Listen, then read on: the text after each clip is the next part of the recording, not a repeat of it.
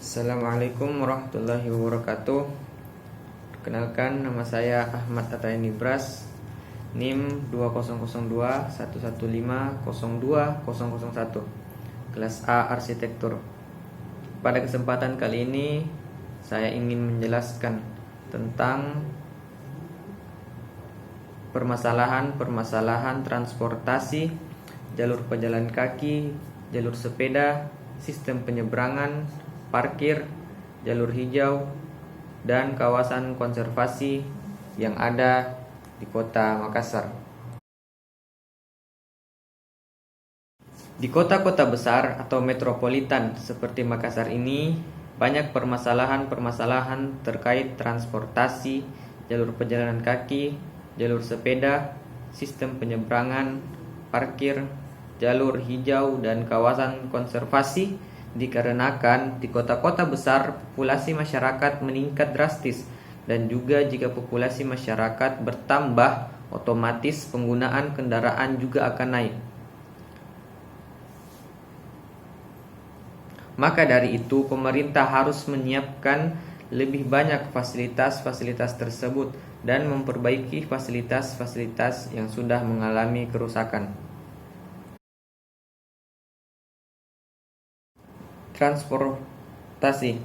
Transportasi didefinisikan sebagai kegiatan pemindahan penumpang dan barang dari suatu tempat ke tempat lain, di mana di dalamnya terdapat unsur pergerakan atau movement.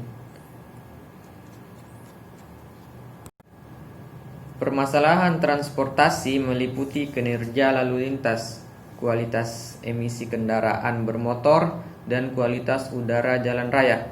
Berdasarkan pada 3 kajian utama permasalahan tersebut, maka akan diambil kasus Kota Makassar sebagai kota metropolitan yang pertumbuhannya sangat cepat untuk ditinjau lebih jauh bagaimana kajian transportasi itu kaitannya dengan model pertumbuhan kota.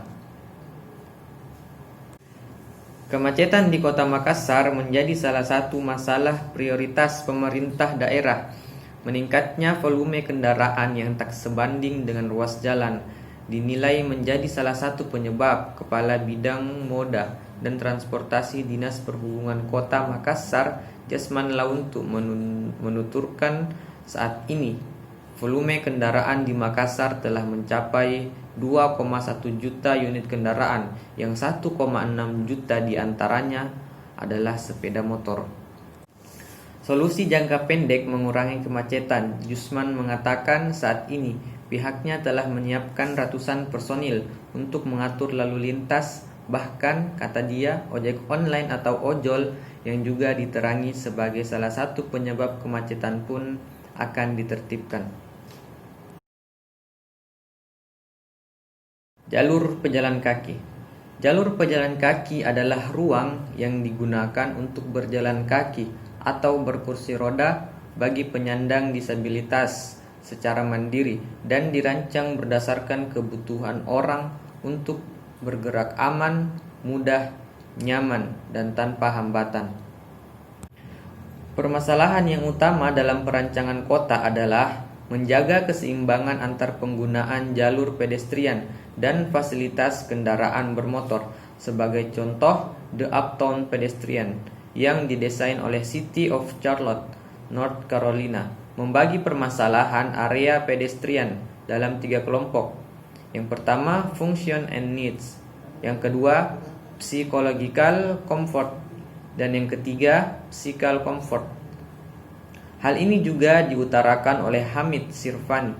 Menurutnya, dalam merencanakan sebuah jalur pedestrian perlu mempertimbangkan adanya keseimbangan interaksi antara pejalan kaki dan kendaraan, faktor keamanan serta ruang yang cukup bagi pejalan kaki, fasilitas yang menawarkan kesenangan sepanjang area pedestrian, dan tersedianya fasilitas publik yang menyatu dan menjadi elemen penunjang. Salah satu jalan di Makassar yang sering dilalui pejalan kaki namun tidak memiliki jalur pedestrian, yaitu Jalan Profesor Abdurrahman Basalamah yang berada di pertigaan Jalan Abdullah Daeng Serua, tepatnya di Kelurahan Karampuang, Kecamatan Panakukang, Kota Makassar. Kemudian, jalur sepeda. Jalur sepeda adalah jalur yang khusus diperuntukkan untuk lalu lintas untuk pengguna sepeda dan kendaraan yang tidak bermesin yang memerlukan tenaga manusia. Dipisahkan dari lalu lintas kendaraan bermotor untuk meningkatkan keselamatan lalu lintas pengguna sepeda. Penggunaan sepeda memang perlu diberi fasilitas untuk meningkatkan keselamatan para pengguna sepeda dan bisa meningkatkan kecepatan berlalu lintas bagi para pengguna sepeda. Di samping itu, penggunaan sepeda perlu didorong karena hemat energi dan tidak mengeluarkan populasi udara yang signifikan. Dinas Perhubungan atau Dishub Sulawesi Selatan tengah mempersiapkan jalur khusus pesepeda di Jalan Jenderal Sudirman Makassar. Jalur ini ditargetkan sudah bisa difungsikan bulan November tahun ini. Kepada bidang lalu lintas di Sulsel, Abdul Aziz menuturkan penyiapan jalur pesepeda tengah memasuki tahap perencanaan. Penyiapan jalur khusus pesepeda ini menyusul adanya Peraturan Menteri Perhubungan Nomor 59 Tahun 2020 tentang keselamatan pesepeda di jalan. Regulasi ini ditertibkan untuk penyediaan sarana dan prasarana khusus pesepeda demi menjaga ketertiban lalu lintas.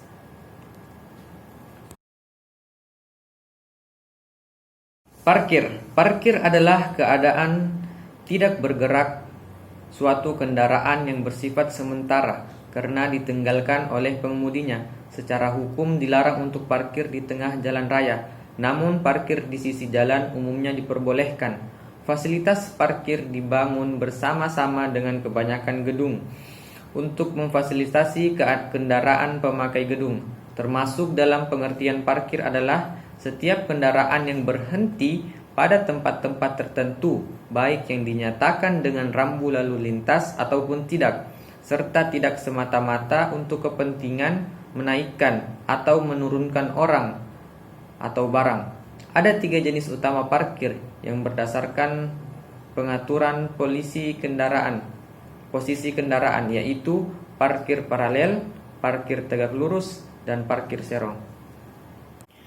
Dinas Perhubungan membentuk satu UPTD khusus untuk mengelola perparkiran secara mandiri sebagai pelaksana teknis penarikan retribusi parkir.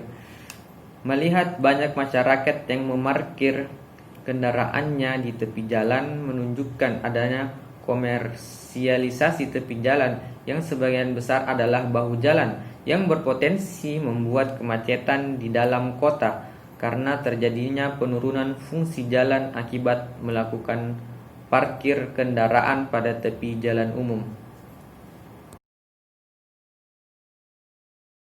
Jalur hijau.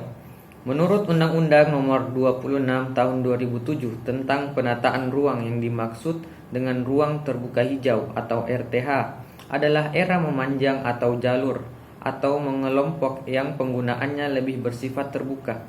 Tempat tumbuh tanaman, baik yang tumbuh secara alamiah maupun yang sengaja ditanam. Ruang terbuka hijau adalah suatu ruang terbuka yang kawasannya didominasi oleh vegetasi, baik itu pepohonan, semak, rumput-rumputan, serta vegetasi penutup tanah lainnya. Kawasan ini didirikan berdasarkan kebutuhan dan peruntukan dalam wilayah tersebut, tidak hanya untuk menjaga dan menyeimbangkan kondisi lingkungan atau ekosistem sekitarnya, tetapi juga menyediakan tempat untuk melakukan aktivitas sosial yang memadukan dengan estetika alam.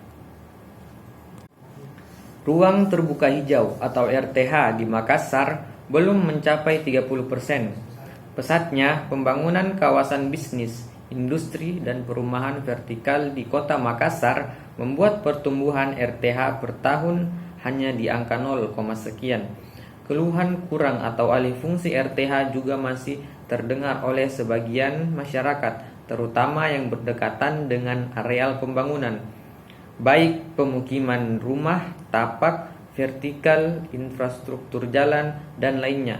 Sesuai Undang-Undang Nomor 26 Tahun 2007 tentang penataan ruang disyaratkan RTH pada wilayah kota paling sedikit 30% dari luas wilayah kota.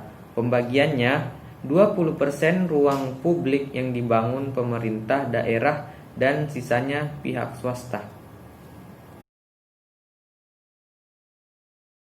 Sistem penyeberangan. Sistem penyeberangan adalah salah satu bentuk sistem transportasi yang diperlukan untuk menghubungkan daerah-daerah yang dibatasi oleh perairan-perairan seperti laut, sungai, ataupun danau.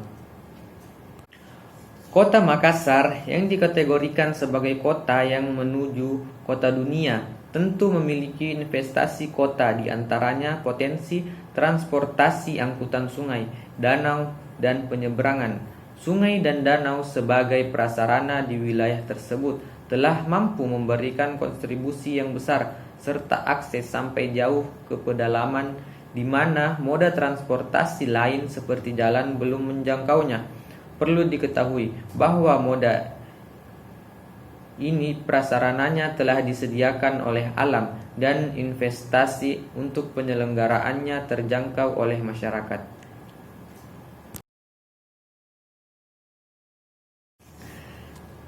Terakhir, kesimpulan. Kota Makassar merupakan salah satu kota metropolitan yang ada di Indonesia, yang juga pastinya mempunyai penduduk yang sangat banyak. Maka dari itu, tidak heran jika di Makassar ini terjadi banyak permasalahan-permasalahan mengenai hal-hal yang telah kita bahas di atas. Pemerintah harus pandai mengatur dan memisahkan bagian-bagian mana yang seharusnya lebih dulu diperbaiki dan ditingkatkan di kota ini, agar masyarakat merasa nyaman dan puas berada di kota ini.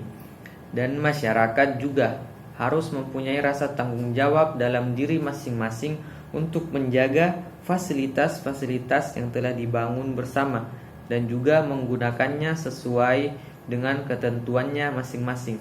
Dengan begitu, Kota Makassar ini bisa menjadi kota yang sesuai dengan harapan kita bersama.